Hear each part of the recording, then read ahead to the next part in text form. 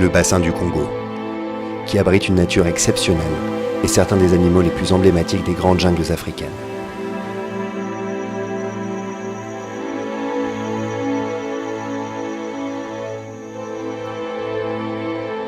Les tribus qui parcourent cet océan végétal racontent depuis des siècles une légende, celle d'un grand animal qui vivrait caché dans les fleuves et dans les lacs. Ils l'appellent Mokelembembe, ce qui signifie, en langue lingala, celui qui peut arrêter le flot de la rivière.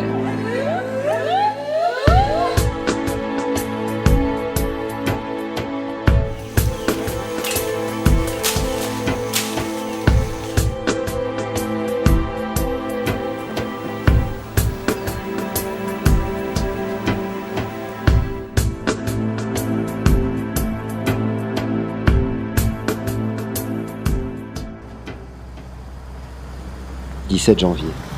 Un monstre, que des milliers de pygmées, de bantous prétendent avoir vu. Est-ce suffisant pour aller chasser un mythe à la frontière du Cameroun et du Congo? C'est ce que je me demande, alors que je suis dans cette voiture qui fonce vers Mulundu, la ville frontière. De Mulundu, nous prendrons des pirogues pour nous rendre aux mystérieuses Chutenki. C'est là, selon tous ceux qui prétendent l'avoir vu, que vivrait la bête.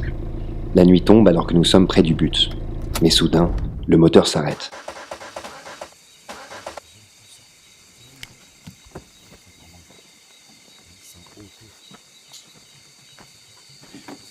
Alors que nous essayons de réparer le radiateur qui vient d'exploser, autour de nous, la forêt se met à chanter, des chants ancestraux, ceux des pygmées Baka.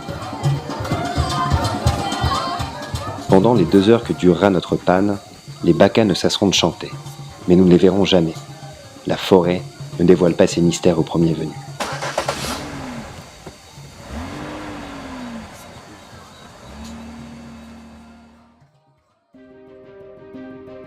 Mardi 19 janvier. Enfin, c'est le départ.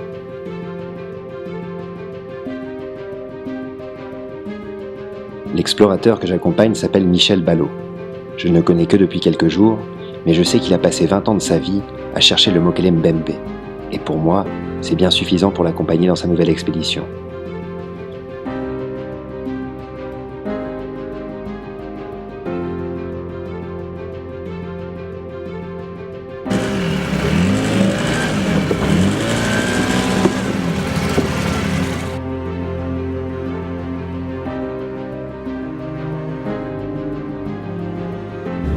On n'a pas volé cet instant-là, quoi.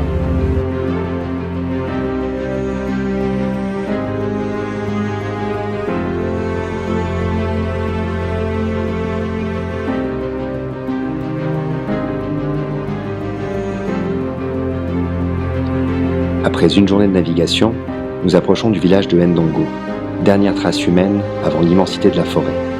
Noël, notre pisteur, est heureux. Pour la première fois depuis des mois, il va revoir sa famille qui vit ici. Notre passage à Ndongo est aussi une occasion pour nous d'écouter le récit d'un vieux pêcheur qui prétend avoir vu le Mokelembembe. Tu as vu plus que sa tête, tu as vu son corps? L'animal là? Oui. L'animal, Le Mokele, oui. Il est gros.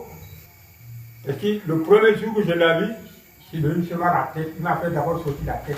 Bon, il venait vers moi. Il venait vers toi? Oui, nous sommes 2. Vous étiez 2? Oui. Bon, on vérifie le filet. Oui. Ça là, les hameçons. Oui. Après, le frère là m'a dit, bon, regarde, l'animal là, il vient. Le premier de ces témoignages est recueilli en 1766 par l'abbé Proyard, figure de la Révolution française, alors jeune missionnaire en poste au Congo. Il écrit « Il doit être monstrueux. Les empreintes de ces griffes que l'on a vues par terre ont laissé des traces d'une circonférence d'environ 3 pieds. En observant chacune de ces empreintes et leur disposition, ils ont conclu qu'ils n'avaient pas couru dans cette partie du chemin, malgré la distance de 7 ou 8 pieds qui séparait chacune des empreintes. » En 1913, le capitaine von Stein participe à une expédition dans les forêts camerounaises, alors sous domination allemande. Il entend parler d'une étrange créature appelée Mokelembembe.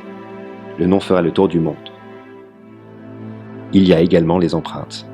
La plus fameuse est celle trouvée par un explorateur anglais nommé Rydell, sur les bords du lac Télé, en République du Congo. C'est vers ce même lac Télé que se rend dans les années 80 une équipe de la télévision japonaise. Depuis leur appareil, les journalistes filmeront une créature nageant à grande vitesse dans les eaux du lac, escortée d'un long sillage.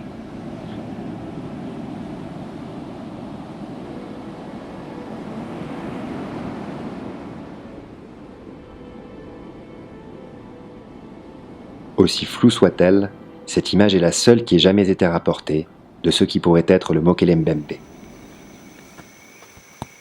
Quelques jours plus tard, nous sommes aux îles de Cholet, dans la nature, loin des hommes, loin de toute civilisation.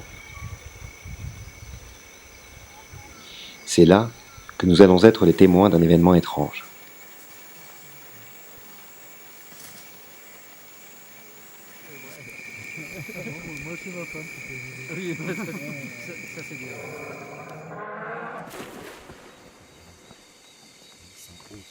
Un cri déchire l'obscurité, puis un bruit d'eau, puis plus rien. Nous attendons de longues minutes, mais le phénomène ne se reproduira pas. Ça peut être les éléphants. Il arrive parfois qu'ils viennent au bord de l'eau, il y a des salines au bord de l'eau comme ça et ils débusquent des arbres. D'accord. Ça peut être ça, ou alors ça peut être une autre chose que je ne sais pas encore. Il y a qu'à m'entendre le bruit. Tu as entendu, c'était fort, non? Le lendemain matin, Blaise, notre pisteur, qui croit fermement que le cri que nous avons entendu était celui du Mokele Mbembe, fait une offrande à celui qu'il appelle son totem.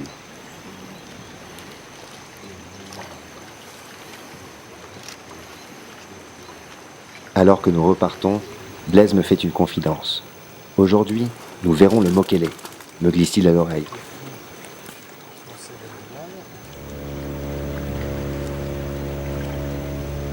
Après quelques heures, nous découvrons une île, cachée dans la brume qui monte de la forêt. C'est de là que venait le bruit que nous avons entendu.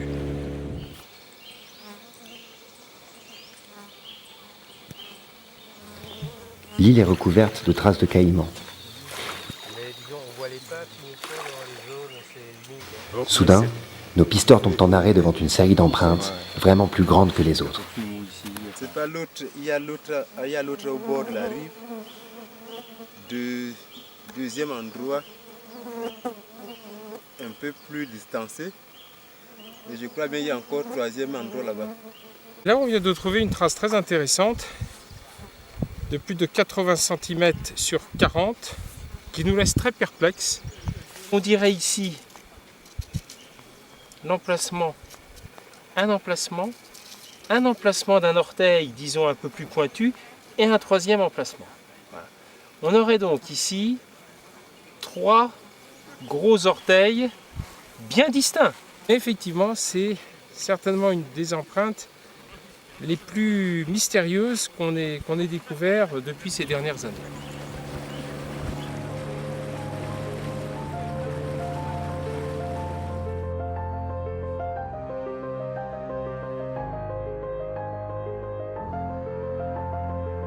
Pendant les jours qui suivront, nous chercherons sur chaque île, sur chaque berge, mais sans trouver d'autres indices de la présence du monstre.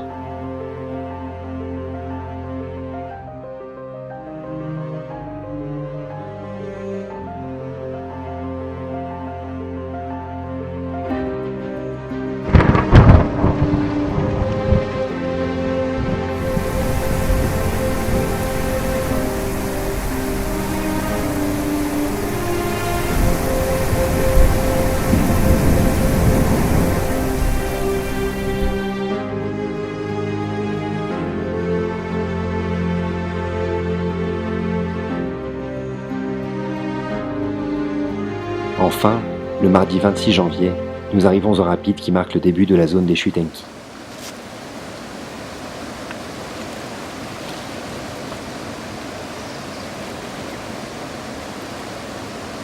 C'est là que nous établirons notre camp de base avant de tenter l'ascension des chutes prévues pour le lendemain.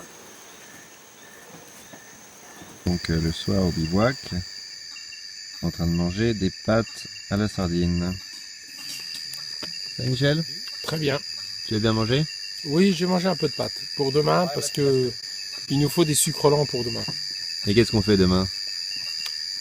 On va monter en haut des chutes Enki et voir qu'est-ce qui se passe dans ce monde que très peu de gens ont exploré.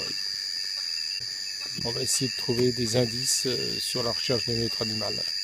Et peut-être d'autres indices sur d'autres animaux, c'est possible. En tout cas, il faut aller voir.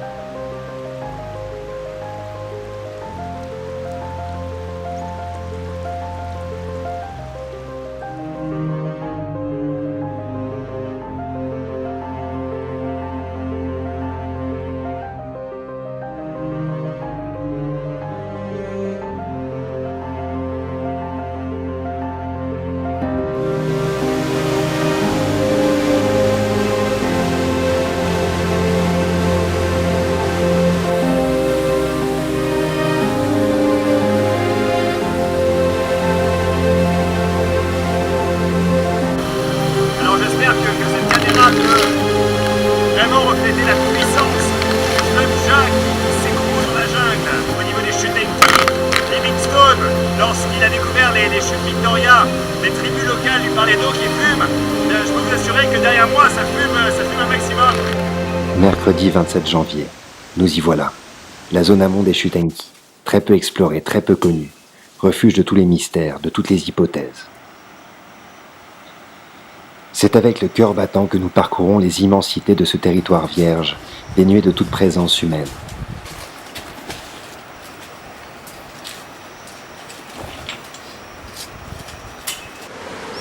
Mais malgré la beauté du site, la progression est extrêmement difficile.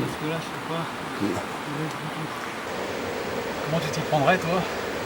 À 15 heures, nous n'avons pénétré ce monde inconnu que sur 1 kilomètre.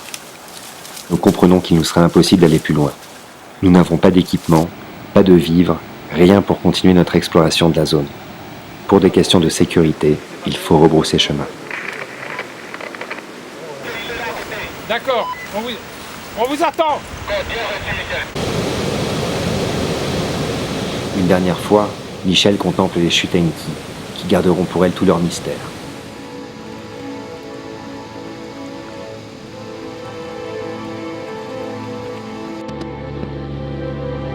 Toutefois, sur le chemin du retour, nous souhaitons nous arrêter une dernière fois sur l'île mystérieuse où nous avons trouvé les traces.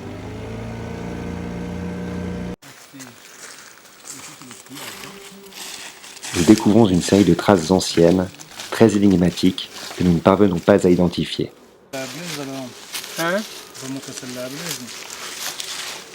À première vue, ce sont des traces d'éléphants que la pluie a déformées. Mais selon nos pisteurs, il s'agit d'autre chose. Au niveau de ci, ce n'est plus la forme, la trace d'un éléphant. Ou bien c'est le sable qui a changé de forme. Un bourdonnement se fait entendre. Les abeilles ont repéré ce qu'il nous reste de provisions. Elles commencent à dangereusement s'approcher de nous.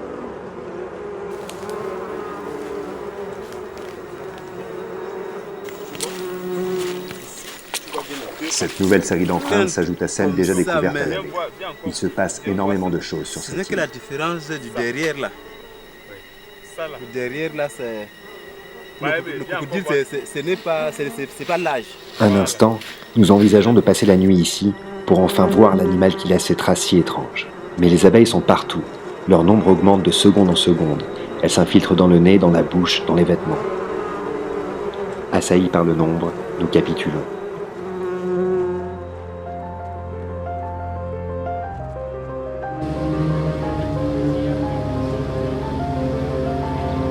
Depuis notre pirogue, nous regardons l'île qui s'éloigne dans le lointain, avec la beauté sauvage d'un monde jamais conquis. L'île aux empreintes gardera pour elle ses mystères. Jusqu'à la prochaine fois.